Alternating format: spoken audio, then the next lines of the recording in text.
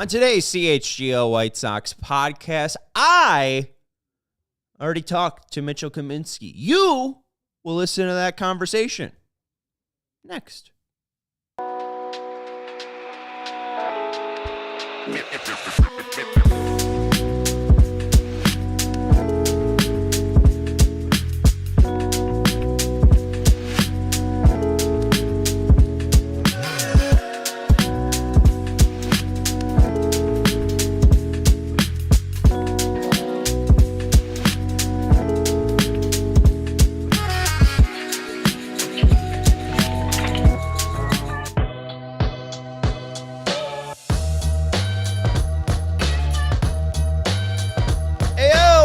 CHGO White Sox Podcast coming to you live from Studio B of our CHGO offices here in the West Loop of Chicago. I'm your host, Sean Anderson. On today's show, I'll be talking to Mitchell Kaminski of Pinwheels and Ivy. You can follow him at Mitch Kaminski 99. The reason he's not here right now is because he's a big boy with a big job. We're going to be talking about big boys with big job. Yours truly, I don't know if I have a real job, Joey. I got to be honest with you. I talk about baseball every 3 days at 4 p.m. Don't tell our employers, but I really like my job. I really do. Just find it so comforting to talk about baseball for a living. But, you know, that's not everyone's delight. It is the Chicago White Sox. It's a lot of heavy lifting. Is it? They're really bad. It's kind of an easy team to just flick away, you know? I mean, that's every single opponent just I don't know if I should that pick up. We're going to skip that. It picked up. It was good. Beautiful. Oh, great. All right. Hopefully they're listening in VHX today. Yes. Hopefully you're listening with Dolby surround sound and you could really feel the flick. Hit that like button if you haven't already. Make sure you're subscribed to the CHGO Sports YouTube channel. We have a Bull show coming up at 5:30, and then we have a Blackhawks post-game show tonight. We also have Cubs coverage for you Cubs fans out there. If you're looking for some coverage at 8 a.m. For tomorrow's Cubs-Dodgers game, we got you covered, all right? We do everything here in Chicago. Mitchell Kaminski is going to join me. We're going to be talking about Brandon Drury. Just to give you a little prelude into this conversation, we're talking about the excitement about Brandon Drury, who signed this offseason with the White Sox. He had a previous connection with Marcus Timms, the White Sox current hitting coach. He had two of his best seasons under Timms. Last year, he dealt with some injuries. And now in spring training, it's looking like Brandon Drury isn't injured. If you're looking at exit velocities of 105 or greater in spring training this year, the leader, weirdly, in Major League Baseball, Brenton Doyle at 12. Yuck. At 2, Jake Burger, old friend, at 11. Third, Vladimir Guerrero Jr., the $800 million man, according to himself. Fourth, Ben Rice. Fifth, Ketel Marte. Sixth, Josh Jung with 8. Vinny Pasquantino also has 8, along with Christian Encarnacion Strand and J-Rod of the Mariners, also with 8, Oscar Gonzalez. And then, the most importantly, tied for 11th with most 105-plus exit velocities, Brandon Drury, along with Gavin Sheets, former White Sox. So there are 2 former White Sox above the current White Sox. So you could look at that in a pessimistic way or an optimistic way. Mitchell Kaminski's got an optimistic way to look at the White Sox. We'll hear about it later. I'll look at it optimistically. I think Brandon Drury is going to provide a little bit of pop for the White Sox, and I think that he's going to get something all right around June or so. Maybe he could be the Robbie Grossman of this team. Let's go to Mitchell Kaminski, the lead writer for Sports Mockery for the Chicago White Sox, also hosts the Pinwheels pregame every Wednesday at 12 p.m. Here is Mitchell talking about Brandon Drury and his excitement for him. I am cautiously optimistic that the White Sox kind of got a pot of gold. Like, I think they struck gold with this signing. I'm a big fan in general of all these minor league deals where, like, some of these veterans you bring in, you take a flyer on them. One, you're bringing competition into camp. I think competition breeds excellence. It's only going to push these young guys to be better. He's had a track record of success. 2, if they do play well, like you're seeing with Drury, I mean, a team like this, you're looking for guys you can probably try and flip at the deadline. So I like when they picked him up. I'm even happier that he's playing well. One of the interesting things that stood out to me with Drury, not to get like too in the weeds, but like John Anderson on Twitter, he recently did like an analysis of guys who've had the biggest jump in swing speed from last year. So generally speaking, like a faster swing speed, a lot of people think it's going to increase exit velocity. You're going to be more efficient through the zone. He had one of the biggest jumps from any player last year. He was 72 miles an hour on average last year. That jumped up to 78, which is pretty big because anything over 75 is considered fast. I also noticed there were 6 other White Sox players on that list of like top 22 guys. He just happened to be the biggest one. So I don't know if you look too much into that, but the fact that he did make that big jump, you're seeing a lot of other players on the White Sox making that jump, maybe a little Ryan Fuller magic here. It is encouraging because you see the results in the spring to go along with it. Yeah, I brought it up on the show on Monday, that exact tweet. I don't know if it is Ryan Fuller exactly. Do you feel like it's Fuller? Do you feel like it's just guys that are somewhat youthful? I mean, Corey Lee's on that list. It's not surprising that maybe he's having a better bounce back. Also, it's like 20 swings, so how truly can we judge this sample? But do you think it is a Fuller effect? I wanted to believe it was a Fuller effect because you saw 2 Baltimore Orioles last year in the list of like top 25 guys in the MLB. There was 2 Baltimore Orioles on there. So I'm like, okay, like that could be. But part of what Anderson did bring up along with that you kind of have to take those readings with a grain of salt just because the White Sox historically don't have as good of equipment as a lot of these other teams. I mean, that came up in a lot of those New York Times articles. So he's like, some of this could just be inconsistent readings. And the fact that like Drury and a lot of these guys were kind of like working independently this offseason before they got brought in by the White Sox, I'd like to believe it's Fuller, but I'm not convinced it is yet. I think more happenstance, but it couldn't hurt. I mean, he does seem like a smart guy. Like, they're bringing a lot of smart coaches, so we'll see. The only thing I've seen from Ryan Fuller this spring is him working in a cage with Riku Nishida. I'm a big fan of Riku Nishida, so I'm not mad. That seems like it would be a part of Ryan Fuller's job, but I guess I'd like to see him do some media. I'd like to hear a little bit more from Ryan Fuller. Maybe that's because we've been detached from the White Sox now with Vinny being out of here, but hey, that's a different story. Mitch, let's ask you about Brandon Drury. The one thing, you bring up bat speed, you talk about how bat speed typically then leads to exit velocity. The note from Not Cease yesterday, 7 balls in play with an exit velocity of 105 miles per hour from Drury in 37 at-bats. In the same number, Ben Rice, Pete Alonso, Juan Soto, Bobby Witt, Teoscar Hernandez, Corey Seager, and Shohei Ohtani either have more, the same, or just one less than Brandon Drury. He's been a complete monster this year. I think the biggest thing is showing you that Brandon Drury is healthy. Where do you think he ends up playing? Should he be the DH? Should he be second base? Should they try him at first base? They're willing to try Lenyn Sosa at first. Why not Brandon Drury? I think first base, Andrew Vaughn, I think, is the only one that has his spot locked down in the infield at this point. I don't think they're moving off of Andrew Vaughn at first. I could see him at second. Right now, I see him being the opening day DH. I think that's what they're going to put him just to start off. You got the injuries with Slater right now, because I know they were kind of thinking of doing that platoon with Slater and Tauchman and Wright, and then have one of them be the DH. I think right now Drury would be the ideal DH candidate. I've really been pushing for Chase Mydroff to be the opening day second baseman. With Montgomery getting set down, that might change things. I know we're going to get into that a little bit later, but I think he starts off as a DH, and then if you need a plug and play guy at second, it's always couldn't hurt to have a couple days a week in the lineup at second base, maybe third base if Vargas needs a day off, or you put Vargas at DH. But I think whoever they sub in as DH, he kind of takes over that role, especially with Vargas at third. Yeah, you brought up shortstop there. What do you make of the whole Colson situation? Does this have you having red flags being set off in your mind? Are you able to reason with it? I'm terrified. What are you? I was happy with the White Sox. I was happy the White Sox made the right decision here, because I'm a little concerned about Colson, because I think that it's trending towards he's going to be more of an average MLB player than he is a superstar. I think at this point, I'm not selling all my Colson stock. I like the fact that he's athletic. Even for his size, he's got pretty good range, and you can see he's athletic, so that helps a lot at short. But the two things they were talking about before they sent him down, they're like, we want to clean up the routine plays. And that was a problem last year in Charlotte. Like, he was double-digit in air totals. So that's kind of concerning. And then offensively, and this is the biggest concern for me, he hasn't really shown a ton of consistency since becoming a professional hitter. Like, outside a brief stretch in the Arizona Fall League, which he was playing third base during that stretch too. I don't know if that factors into it, but he really hasn't shown a ton of consistency at the plate. I think he had 164 strikeouts last year in AAA. And AAA, I mean, the best pitchers you're going to face in the minor leagues are usually coming from AA. Like, the guys that are good in AAA aren't lasting there long. So that was a bit concerning. And the biggest thing is like the back injuries too.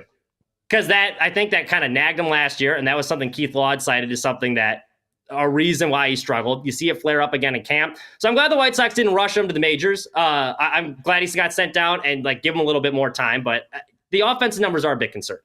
Yeah, and the fact that it was his job to gain he had an entire offseason to strengthen that back, and it takes 3 games for him to be knocked out for 9 entire days of spring training. Like, those 9 days were crucial to his resume, to his job building of, I can be the opening day starting shortstop. And I just didn't see enough of him at all. I think that was probably the worst case. Like, I would have rather him go out there and just look terrible in spring training. Now that it's like a back, like, that's such a sensitive part that's injured, too, as well. Like, that's just a place that doesn't recover that well. I don't know anything about back injuries. I'm also not a doctor. It just sounds bad, but I don't think it's good that a 23-year-old has a back injury. Yeah, especially at the age of 23. But I'm glad the Sox didn't force a square peg into a round hole. There's not a whole lot of excitement around this team. You want one of your top prospects to play. You see that he's had these back injuries. I'm glad they're like, hey, go to minor league camp, have a solid first couple months, and then we'll bring you up when you're ready. Don't rush him like you did Vaughn.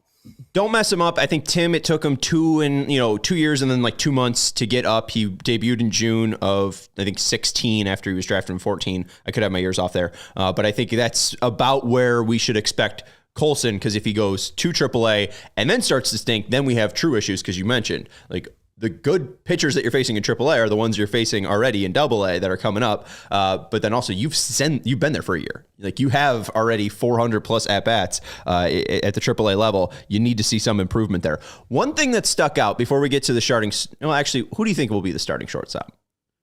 That's so tough right now. I was pushing for Mydroff at second, but now you almost see him lead off playing short. I could see him being the starting. I think this is so tough. I think it's either going to be Sosa. It's either going to be Sosa or Mydroff. I think that would make more sense to have Sosa as your starting shortstop, just because he played a little bit in the Venezuelan Winter League. He's only going to be a placeholder. Or Mydroff, while he is very capable of playing shortstop, second base is going to be his long-term position with this team if he can stick. So I would rather have him starting off there when Montgomery comes up, and that way you don't have to move him. So I'm hoping it's Mydroff at second, and then Sosa starting at short. What are you going to do with Josh Rojas? Yeah, well, when Rojas comes back, and that's the other thing that makes it. That's the other thing that makes it tough, because he's got that hairline fracture. Right. Vargas, I think I forgot about that. So, like, I'm operating under the fact that he's going to be out opening day, and I think Will Venable said it's like a pain tolerance thing right now. It does sound like pretty painful, so it's going to be cutting it close.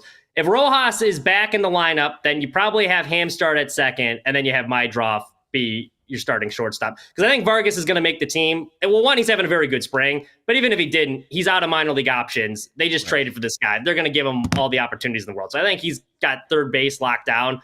Rojas, that's his most played position. Next most, second base. So that's kind of the natural fit there. And then maybe you have Mydroff as the placeholder until Montgomery comes up.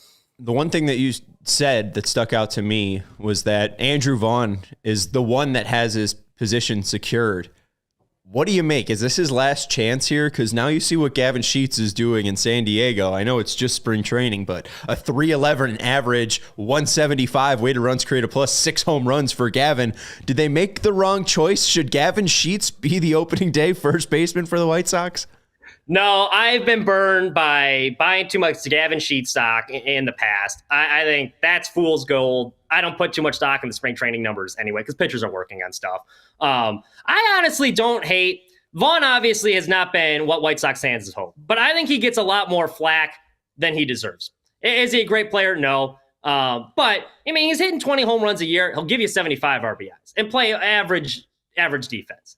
I mean, I don't hate that. Can you have a whole lineup full of Andrew Vaughns? No. But, like, if that's what everyone's going to be upset about on a White Sox team that has a lot of issues, I don't think he's the biggest one. Maybe it is his last year, but, I mean, like, who do we have to replace him right now? Tim Elko's got a lot of strikeout concerns, too. So, I mean, I think the White Sox didn't do him any favors either, just how they handled his development, making him learn a new position while he's trying to learn Major League hitting. But to answer your question, I think it probably is his last kind of I think he sees the writing on the wall. This is probably his last year, but I think Vaughn gets more flack than he deserves. Yeah, I totally hear you about the development being rushed.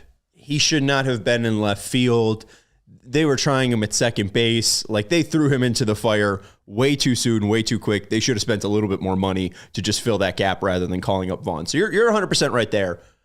But I do just think it's his last year, just because at this point, 20 home runs and 75 RBIs for 7 million, 8 million, like that's just not worth it. He's just not putting up the proper numbers. Like he's fine-ish. Like he can tread water, but I feel at some point he is just going to absolutely sink. We'll see what happens. You've seen what he is at this point too. Like I think at this point we know what Vaughn's going to be. Like that's kind of just. I mean, some of my favorite stats were the ones that they were trying to force on us last year during the broadcast. It was like Andrew Vaughn in the first half and like showing like kind of like subpar average numbers. And then they show the second half numbers and they're like, look how much better it is. And it's like barely better, like percentile better. It's like, okay, yeah, I can kind of see it. Instead of hitting 10 home runs, he hit 11. This is major improvement. Superstar, that is probably a pretty big jump. Yeah, hey, that's fair. And, you know, they were losing a lot of games, so they had to force something on us. All right, what is your expectations for Sean Burke as opening day starter, and how surprised were you? I was a little bit surprised, but again, like, kudos to the White Sox. I think they gave it to probably the most deserving guy. Martin Perez would have been the guy I would have had tapped, like, as soon as they signed him. Like, that's your opening day starter. So the fact that they went with a guy, I think, based off merit, who has the most upside out of everyone in that rotation, I'm very excited for him. And he's got a cool journey, too. It's like 2 years in a row, you kind of get these like guys that you wouldn't expect to be the opening day starters. But you know, the guy was a basketball and baseball standout in high school, had Tommy John surgery, so he couldn't play his senior year, has to redshirt his first 2 years at Maryland, turns into a stud, gets drafted in the third round, and it looks like things are going well. And then he's dealing with some rotator cuff issues in 2023. He has to grind his way back last year, gets a limited sample size, and he makes the most of it. I mean, he's an easy guy to root for. So I'm very excited about him. I think he's a kind of a guy, too, I kind of have stashed, like, as a fantasy baseball late round pick. Like, if you need a guy for your rotation, like, Sean Burke could be, like, I think, especially in that Katz Bannister lab, there's a lot of upside there. There's a coworker of ours who was looking around the sports books and found a 150-1 Sean Burke Rookie of the Year odds before he was named opening day starter. So, and the other book had it at 50-1. So he had a very nice moment when Sean Burke was named opening day starter, because he's set up to at least, you know, get the chance to do something in this rotation. I'm very excited, because I think the main thing, the reason why he started over maybe a Martin Perez, I thought it was going to be Jonathan Cannon or Davis Martin. So I was just surprised that it was the White Sox draft pick that it was. But I think it's big for them to show, like, hey, we can draft pitching. You know, like Martin Perez, veteran, he's been there, done that with every single team. I think they're trying to show Garrett Crochet, now with Sean Burke, we can develop pitching. Martin's an 11th round pick. Cannon's a 3rd round pick. Burke's a 3rd round pick. Like these aren't even their first rounders. Like just imagine what you're going to see with Hagen Smith and Noah Schultz. Fingers crossed. I think you're probably going to see. Oh, I'm sorry, I didn't mean to catch you. Oh no, go ahead. I'm curious what's your prediction for him this season? Because I'm expecting. Well, I'm very excited about it. I think he's probably going to be around like a 4.15 type ERA guy, but it's going to look a lot better than what the numbers show. I don't think like on paper it's going to blow anyone off the page, but I'm predicting around like a 4.15 ERA for him. I'm curious what your expectations are around that range, I should say. I don't hate that. I think the biggest thing, and I think maybe the main reason why they picked Burke, is I think they trust him the most to pitch the most innings out of the three. I think even though he's dealt with the shoulder injury, as you said, I think he's probably going to pitch the most innings out of Martin and Cannon and Burke, like out of those three. So I think like maybe 145 to 160 innings, and I don't hate that like 395 to 430 range. But I think he's probably going to strike out like 180 guys. Oh yeah, the strikeout numbers. He's got a chance. My concern as far as like going deep into game. If we got 160 innings out of him, sign me up. I'd be so happy. Well, and that's the thing too. Like if he's like truly like good, he might strike out 200 if he throws 160 innings, which would just be incredible for the Sox. I'm excited for him. Is there any other players that like, you know, maybe Burke-esque that you're excited for? Maybe some of these guys that are, you know, about to make their debut or only have like 19 innings pitched like Burke? It's kind of cheating because it's the same rotation. And he's another guy that I kind of wanted to see as the opening day starter. But Davis Martin, I think he's going to surprise some people. That new kick change he kind of debuted last year, I think looked really good. His stuff is still played in spring training. I think the rotation in general, I mean, they're not going to be great, But I'm kind of excited. There's no guys this year where I'm looking like last year. There would be days you see it's like a Chris Flexen day. It's like, man, why am I even watching the game? I know he's not going to be on the team anymore. We're going to get our ass kicked. We're like, now there's like quite a few guys. Like one, Martin Perez, I think could keep you in a game. So like I'll watch a Martin Perez start. But like Davis Martin's a guy like I genuinely could be I'm excited because he could go either way too. Or this could be a little piece of our future if he has a really good year, or another guy we could try and flip at the deadline because he's cheap, controllable pitching. And obviously that's always a hot commodity. So he's a guy that I'm pretty excited to watch this year as well. Yeah. Let's go to some of the prospects then. Do you feel like they made a mistake not going with Caro or Teal on the opening day roster, or do you think they have a plan in mind for these guys to still develop in the minor leagues and maybe avoid what they did with Andrew Vaughn, like you previously mentioned? I think they have a plan. Teal seemed like the guy, and I'm not like one of these fans like rush them to the big leagues, like let the kids play. Like I'd rather them come up when they are ready and they feel like I'd rather keep them in the minors a little bit longer than you have to. Make sure they come up when they're ready because hitting in the major leagues is hard.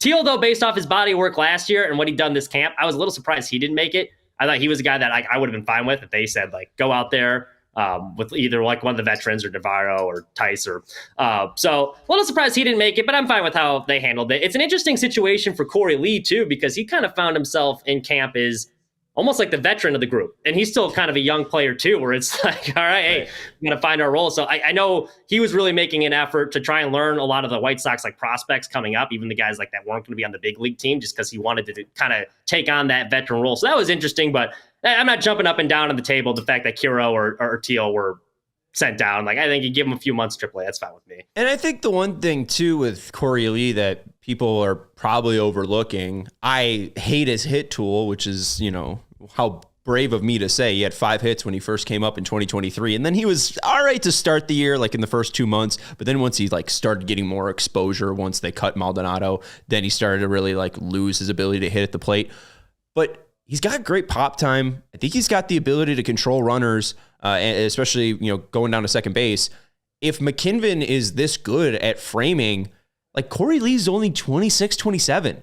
If they develop him properly, they could possibly build a developer, a tradable piece before, Caro or Teal are even ready to call up. So I think that's the main reason why we're seeing Corey Lee get this shot, is because I think there's actually something that could be pulled out of Corey Lee still.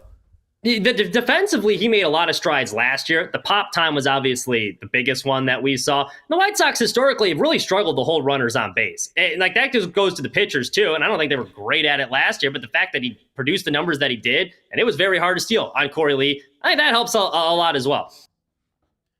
Folks, you need to turn yourself on to Sunnyside Cannabis Dispensary. It's your home for judgment-free cannabis shopping, a place where all kinds of visitors are welcome to explore, discover, and purchase a wide array of high-quality products. If you're a newbie, they will help you out with their expert guidance. If you're a pro, they have over 100 strains to choose from. So no matter where your expertise lies, right? This is the dispensary for you. They are Illinois' favorite dispensary with locations in the city, like in Wrigleyville and River North, to the suburbs, Champaign, South Beloit, and more. My favorite is the Elmwood Park location. Get a little bit out of the city. It's a suburb, but it's just outside the city. And hey, if you want to treat yourself, go get a Johnny's Beef. That probably goes fairly well with a joint. But if you do want to check out some of their great brands like Cresco, Florical, check out sunnyside.shop for Bright Buys every day, including 50% off your first 3 online purchases. Enter promo code HICHGO at checkout to qualify. Exclusions apply. Sunnyside Cannabis Dispensary. Bright Buys every day, only for 21 plus or Illinois medical card holders. We also want to let you know about our friends over at Shady Rays. It's so nice out. It's 70 degrees. We had to turn off the heat, and you can block the rays with our friends over at Shady Rays, okay? Our friends at Shady Rays are helping you get in the right frame of mind with their premium polarized shades that won't break the bank. Shady Rays is an independent sunglasses company offering a world-class product rated 5 stars by over 300,000 people. These aren't my exact pair, but I've had my exact pair for over 3 years now. I'm a person that loses everything. I'm a person that is very forgetful of my stuff. I easily break everything or most everything. Joey, I have a whole collection of gray hoodies that I have spilled some sort of food directly on and have ruined right in the middle. And you know what? I have not broken the Shady Rays because they're built properly. Yes, they're affordable, but they're also built properly. They're durable frames with crystal clear optics, making them the perfect choice for all outdoor adventures. So go and check out shadyrays.com. CHGO viewers and listeners can save 35% off polarized shades with code CHGO. Over 300,000 people have rated Shady Rays 5 stars, so you can use code CHGO today at shadyrays.com to get 35% off your polarized shades. Back to Mitchell Kaminski. I ask him, what's going to happen with Luis Robert Jr.? Back here on the CHGO White Sox podcast with Mitchell Kaminski of Pinwheels and Ivy. Make sure you are subscribing on YouTube. Mitchell, the final question I have, or at least the question that we might be able to drag on for a bit. What do you expect Chris Getz to be able to get from Luis Robert Jr.? I think it's going to be a tough market just because we've seen him try. One, over the offseason, we heard a report, other GMs came out and were like, their asking price is way too high. And then you hear Chris Getz propping him up like, oh, yeah, I think he's going to have an MVP caliber season. It sounds like a used car salesman. So I'm a little concerned about that. The big thing with him is, can he stay healthy? We know he's got all the tools. We know he can be good. And honestly, I think it was smart that the White Sox held on to him. Like, the fact they were trying to trade him this offseason when his value was at an all-time low after the year he just came off that was dumb to me. So if he can play, if he can stay on the field and hit around 270, 15 or 20 homers at the 15 homers at the deadline, showing a lot of pop, I think you get a top 100 prospect for him. I honestly, that's we get one top 100 prospect and a top 30 guy in the system, you get 2 players in return. That would be fine with me. Something of equal value is what I'm hoping they get. Dominguez for the Yankees, that was a trade that I thought made a lot of sense because you're getting kind of equal value to what Robert would have been. So I think you're going to see some move like that around the deadline. To pose this question to you, though, I believe at the 2023 All-Star break, he had around 29 homers. What if he's approaching 30-ish homers? Do you feel like they could actually get something substantial for him? Or do you feel like the second Chris Getz gets anything close to his value, he will pull that trigger? If he's in June, Robert's having a good year, do you think if the Padres come knocking with an all right offer, something that Getz hasn't seen before, but still not probably close to Robert's value, do you think he's taking it? Or do you think he might milk this out even a little bit longer towards the end of July? I have not been a fan of all of his trades, but I will give him credit. He does seem like he has a hard line on his price. A lot of these negotiations, like you've seen with Cease, he's dragging it out until his price is met or he gets an offer that he feels is fair. So to answer your question, I think I could see him dragging it out to July. All of a sudden, if he's starting hitting well and the price has changed on him, I could see Getz holding firm on that offer because, what's the worst case scenario that happens? You got to hang on to him another year. I mean, I wouldn't be opposed. If he's having a great year, and they won't do it because they're not going to spend on it. But I wouldn't be opposed to an extension. Good hitters like that don't grow on trees. Good play. And it's not like they're coming to Chicago unless we get an ownership. You fingers crossed the ownership change comes. But we've proven that we can develop pitching. We have not proven we can develop hitters. You got a good one in the stable, and your asking price isn't being met. Why not look towards an extension? Mitch, it's honestly hilarious how many people I've seen express that exact sentiment. That especially with what he's done in spring training, now that he's not swinging and missing, he's cut his swinging miss rate by half, which is not sustainable. But if it was, it'd be Juan Soto levels. People are maybe we should keep him. I'm do you guys not remember what you were saying in August and September of last year? I'm not against Luis Robert Jr., the player. I just think that whole era should just be up and over with. Along with Robert, along with Vaughn, along with Clevenger. Let's just kind of purge this entire organization. Part of the issue, I think, with Robert, aside from the injuries, and you mentioned the chase rate was bad, but I think because he mentioned in April of last year, and he kind of got off to a good start before he tweaked right. Back. He's I'm really trying to focus on only swinging on pitches, not only in the zone, but on my specific heat map of the zone. And it looked like it was clicking for him. I think when he got back, though, he had all the injuries. The team was playing like crap. He's all right, I'm the only guy in the lineup that has to be the run producer. So I think he was pressing a little bit, which forced him to expand the zone even more than he already did. And that just kind of spiraled. So I think there's some bad habits for him because I think he was trying to do too much a little bit last year, where that might not be the case this year. There's a couple more professional hitters in this lineup. They're not going to be a juggernaut, but I think it will help that they have some more professional hitters in the lineup this year. You're preaching to the choir. I mean, you're literally taking the words out of my mouth. I mean, I thought that he looked like a completely different hitter during last spring training, especially to start the year, and that double. I mean, like, he literally got hurt on hitting a double. Yeah. That was one thing, rounding first base, and he just comes up lame. Like, I do wonder how different his season looks, because he even got back and it looked all right. I think because he was like not like making a ton of contact, but when he was making contact, he was hitting home runs. I think he like came back in the first like 4 games. He had like 3 home runs or something like that. One against the Cubs. I don't know. I'm hoping the best for him, because we know how insane he can be. Before we get you out of here, what is your prediction for the 2025 White Sox? Will they have more than 50 wins? I think they will have more than 50 wins. Now, I got burned last year because I was like, I think this team could be a little bit better than people think. And I think I had them at like 70 wins. That was way off. We're not doing that again this year. No, I think they will have more than 50 wins. I think actually this team could be relatively, I'm not going to say competitive, but I think they could be hovering around like 400 ball the first half of the season until they trade a couple of these guys. So I think I have them at 65 wins this year. Wow. 65. That's what I think. Nice. I think you get the better manager. That's going to factor in for a couple games. I like the starting rotation a lot. I like the fact we got guys that can walk. We got guys that can get on base. It's going to help. The biggest concern, and this is why they're probably going to, this is where it could burn me, is the bullpen's so much of a question mark. There's like, you don't know what you're going to get. Prelander's down, who I thought was going to be the closer. You got Clevenger throwing late innings. So we'll see. That's going to be where it burns. That's where this prediction is going to look bad in a couple months, is when the bullpen's got like another year 5 ERA. But I got it. Yeah, I think 60 to 65 wins. That's where I got this team at. Well, right. But then in September, when Noah Schultz and Hagen Smith are our 8th and 9th inning arms, you know what? We're not going to lose a game. We're going to be like 21 and 8. So there you go. I love you, Mitchell, because not only do you bring great information, not only do you say things that I bring up on the show, the John Anderson thing. I forget what else you just brought up. Oh, the Luis Robert Jr. swinging and missing thing.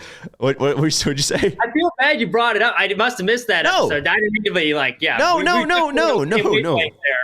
For sure. We weren't. I don't own that content. I'm not the one. It's John Anderson, not Sean Anderson, who posted it. I mean, it's just, you know, it's the internet. But I love that you're predicting a 24 win increase for the Chicago White Sox. That's one hell of a year.